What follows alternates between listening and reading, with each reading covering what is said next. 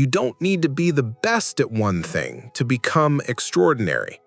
You need to be good enough at a few things that, when combined, make you rare.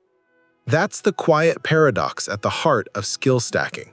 The power isn't in any single brick, it's in the tower you build. So here's the question that can change your next year. What 2 or 3 good enoughs could you stack to become undeniable? You already feel where this is going, because you've seen it. Someone average in isolation becomes exceptional in combination. Today, that someone is you. Keep the image of a stack in your mind. We'll return to it. Peter Hollins writes about practical, science-backed ways to learn faster and more effectively so you can do more with your life. The book focuses on how skills are acquired, not just through time, but through strategy, psychology, and deliberate choices. Its goal is to help you learn smarter, so your effort compounds.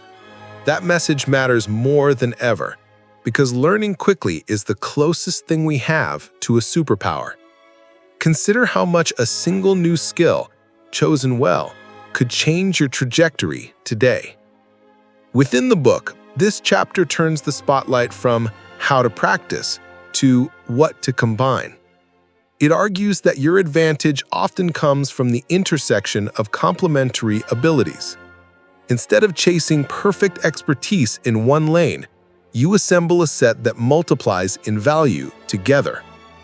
The core message is simple. Stack your skills. Choose a primary domain, add a few targeted complements, reach functional competence fast, and integrate them into real projects so the whole becomes greater than the parts. First, pick a core and define the problem you want to solve. Skill stacking starts with an anchor. Coding to build tools, design to shape experiences, fitness coaching to transform clients, or writing to communicate ideas. The point isn't to crown a lifelong identity. It's to decide what real-world outcomes you care about. When you're clear on the problem, complements become obvious. If your core is writing, maybe your problem is get more people to read and act. That suggests complements like storytelling structure, audience research, and basic analytics. Apply it now. State your core in one sentence and name the problem it solves. Second, add complementary skills that open doors the core alone cannot. The rule here isn't master everything, it's reach usefulness. If your anchor is coding, add UX sensibilities and basic marketing to ship products people actually want. If your anchor is coaching, add habit design and entry-level content creation to attract and retain clients. You're not building a random toolbox. You're building a small ensemble that performs well together. Apply it now. List 3 complements that would make your core twice as valuable, not 10% better. Third, aim for functional competence using focused practice, not perfection. The chapter makes a clear case for good enough thresholds. Identify the 20% of techniques that produce most of the results and drill them until they feel natural. That might mean learning the handful of storytelling beats that hold attention, the few UX heuristics that prevent confusion, or the minimal analytics you need to track whether your work is landing. Competence, then integration. Apply it now. Choose one complement and outline the 5 sub-skills you'll practice to reach usable in 2 weeks. Fourth, integrate by building small, real projects that force your skills to talk to each other. Stacking only becomes power when the pieces interact. Write a landing page and measure signups. Design a simple app and cold email 10 testers. Record a short tutorial and track watch-through rate. Projects expose the seam where skills meet, and that's where you refine.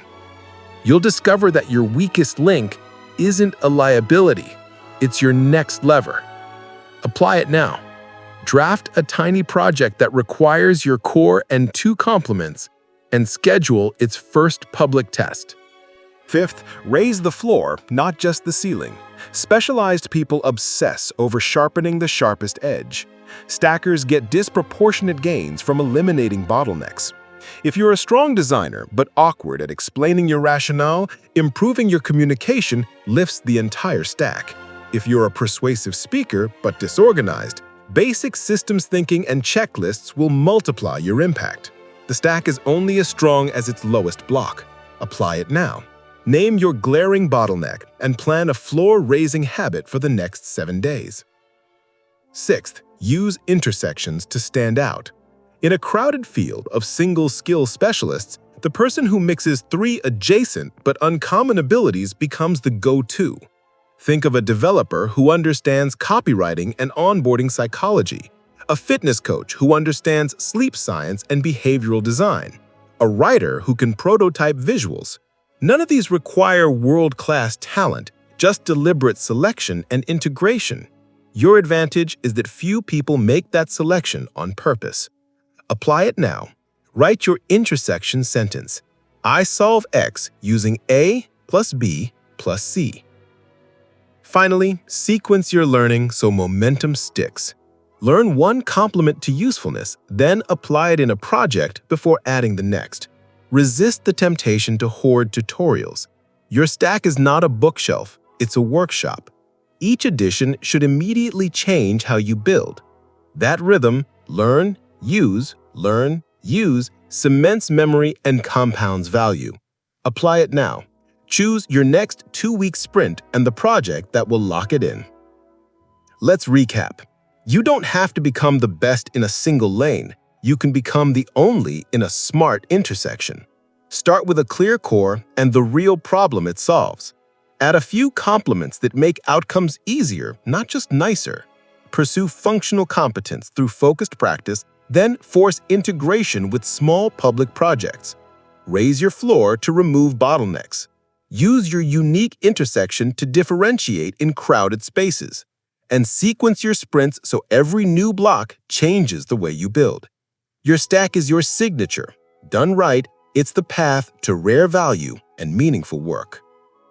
So let's close the loop with that image of the stack.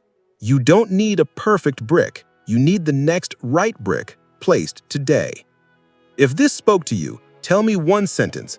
What is your core, and which single complement are you stacking next? Then tap the video cued on the right about designing deliberate practice sprints so you can turn that choice into a 2-week win. Save this for tonight and share it with one person who's stuck chasing perfect. You might hand them the first brick.